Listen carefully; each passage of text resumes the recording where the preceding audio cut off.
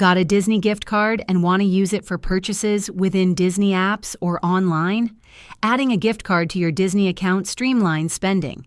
In this guide, I'll show you how to add a gift card to the Disney app. To add a gift card, open the specific Disney app you're using, e.g. My Disney Experience, Disney Plus app, or log in to your Disney account on their website. Navigate to your Profile, Payment, or Account Settings section.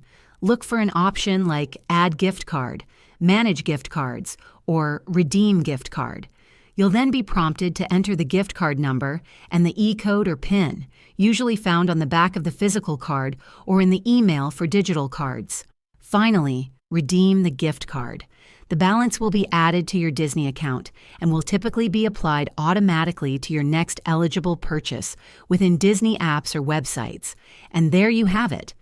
Adding a gift card to the Disney app is quick and easy. If this video was helpful, give it a thumbs up and subscribe for more tips.